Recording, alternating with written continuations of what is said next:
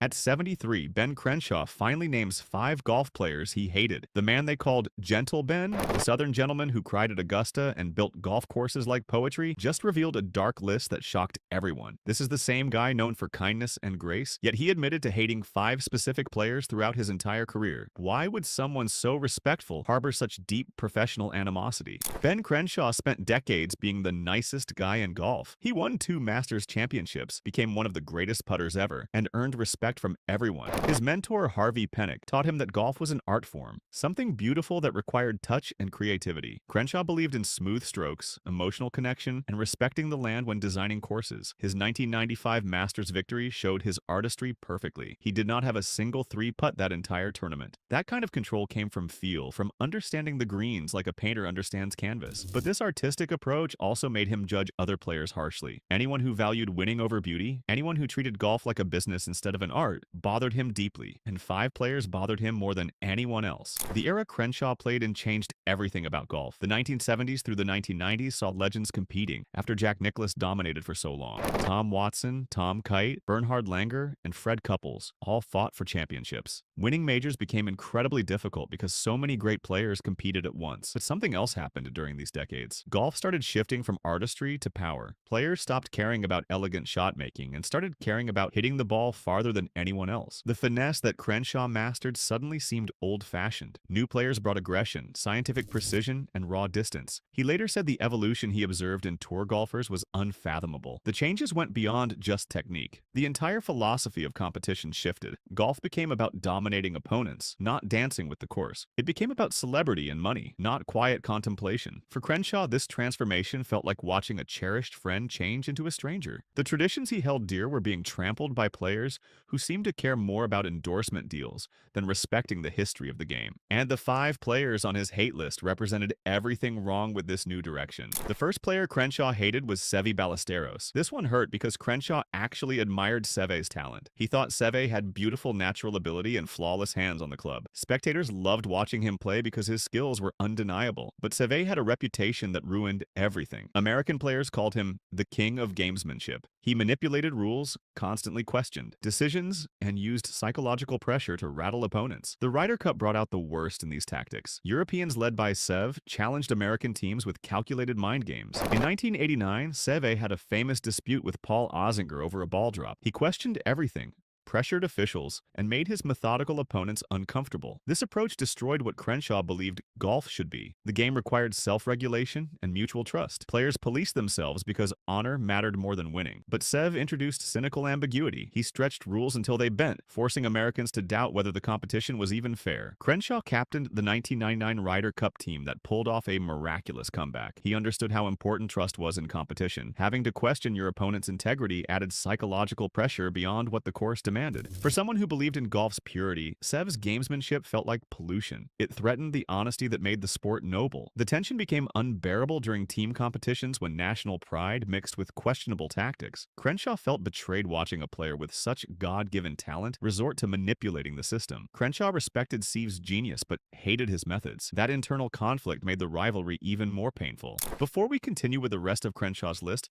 make sure you subscribe and hit that notification bell. Drop a comment below telling us which of these rivalries shocked you the most. Now let's talk about the second player Crenshaw despised. Greg Norman represented everything loud and commercial about modern golf. They called him the Shark, and he brought swagger nobody had seen before. Norman was one of the finest drivers in history, prioritizing aggressive strategy and overwhelming distance. He became a global celebrity, dominating the world rankings and winning 88 tournaments worldwide. But here's the problem. Despite all that hype, Norman only won 2 major championships. The gap between his massive reputation and his actual major performance created endless debates. People argued whether he truly delivered on his potential. All that noise around his career drove Crenshaw crazy. Norman symbolized the shift from finesse to power that threatened everything Crenshaw stood for. Crenshaw's success came from masterful putting and strategic precision. Norman's game demanded hitting the ball farther and harder, making delicate short game skills less relevant. The philosophical breach was obvious. Crenshaw valued poetry. Norman valued dominance. Every time Norman stepped up and crushed a drive 300 yards,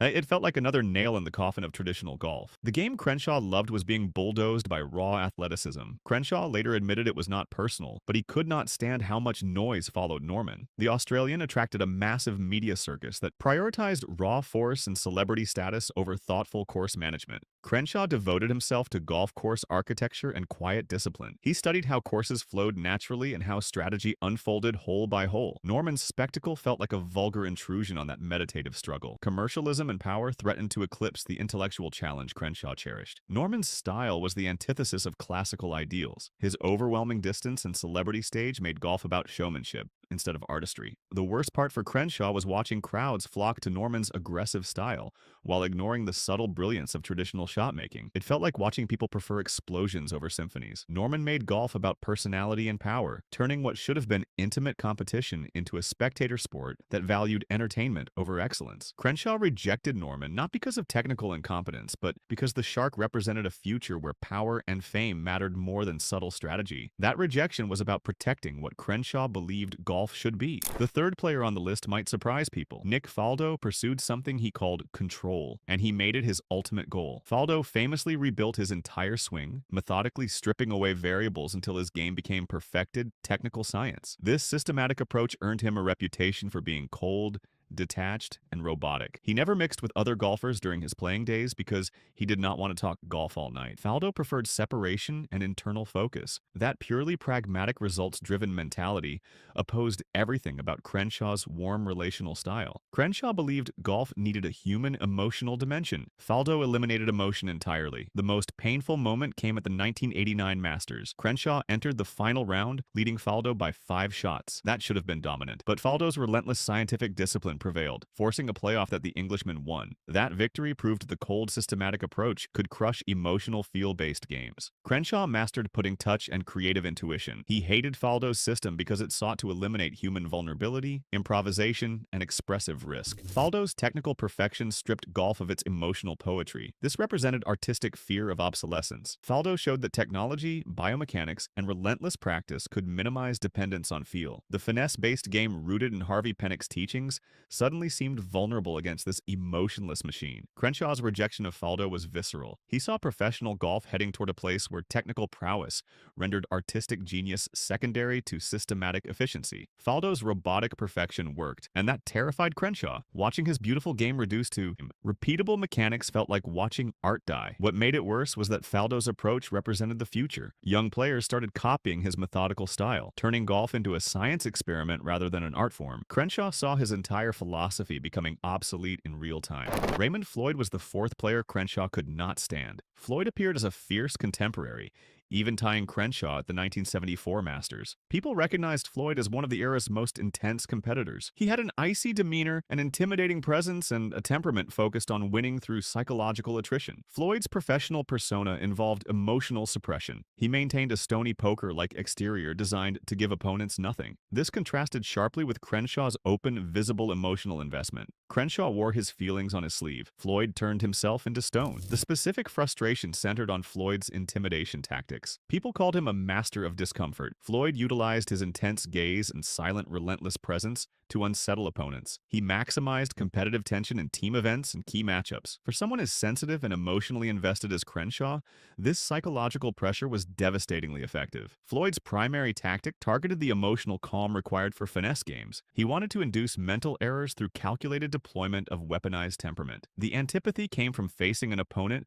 whose victory method was not just technical mastery, but breaking your spirit. This was different from the other conflicts. Floyd was not accused of cheating or rule manipulation. The tension came from methodology. Floyd's calculated discomfort tactics transformed competition into a hostile environment. He eroded the shared experience of the game. Crenshaw prioritized courtesy even during intense battles. He resented that Floyd turned victory pursuit into a personalized psychological trial designed to break opponents, rather than simply outplay their technique. Golf should have been about conquering the course together. Floyd made it about conquering each other. Playing against Floyd felt like walking into a freezer where warmth and camaraderie died instantly. The fifth and final player on Crenshaw's hate list was John Daly. Daly's emergence in the early 1990s represented cultural detonation in professional golf. They called him the Wild Thing, and he personified competitive anarchy. Daly relied on raw, aggressive power and showed profound disregard for discipline and decorum. His dramatic behavior included notorious blow-ups like the 6 putt on the 18th hole at Muirfield Village. That kind of meltdown defied the precision and control defining professional golf. For traditionalists like Crenshaw,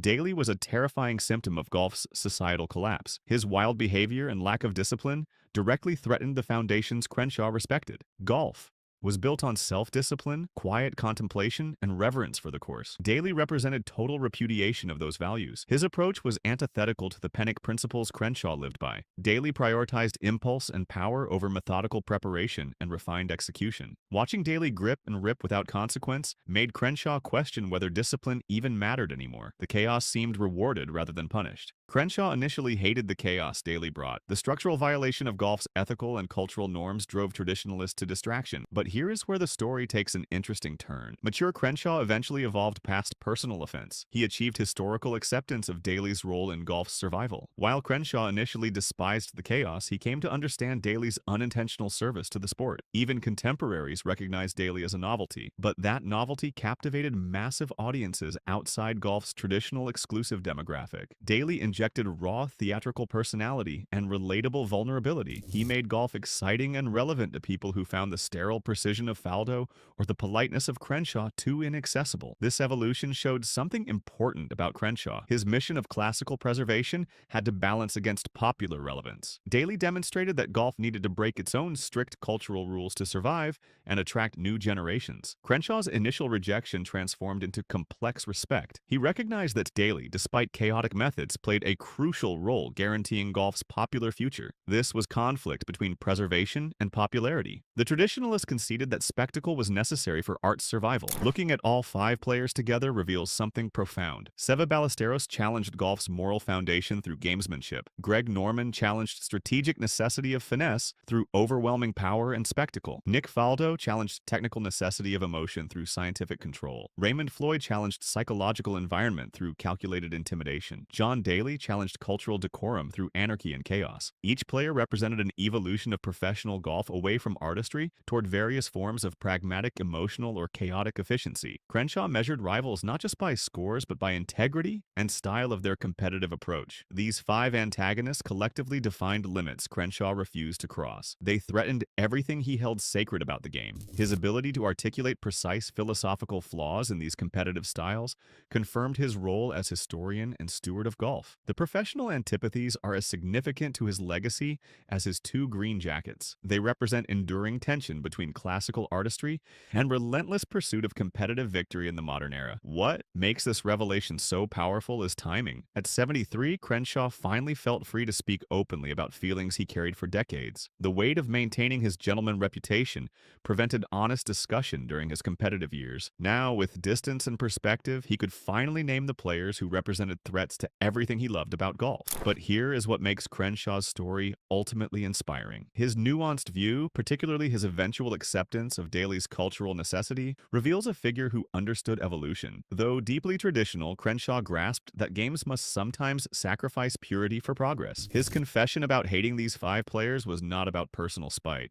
It was a profound statement regarding philosophical and aesthetic boundaries of competitive golf. Crenshaw, the custodian of golf's artistic soul, showed us that passion for tradition can coexist with understanding change. His hate was really love for the game expressed through protective instinct. He wanted to preserve what made golf beautiful, even as the sport evolved around him. The 5 players he hated forced him to confront uncomfortable truths about golf's future. They showed him that survival sometimes requires compromise with principles. That realization came painfully, but ultimately made Crenshaw wiser. His willingness to eventually accept players like Daly proved he valued golf's longevity over his personal preferences. Make sure to subscribe and tell us in the comments whether you think Crenshaw was right to criticize these players, or if golf needed their different approaches to survive. Ben Crenshaw's legacy stands as testament to the power of artistic integrity. His confessions reveal a man who cared so deeply about golf's purity that he could not help but speak truth about what threatened it. That kind of passion deserves respect even when we disagree with his conclusions.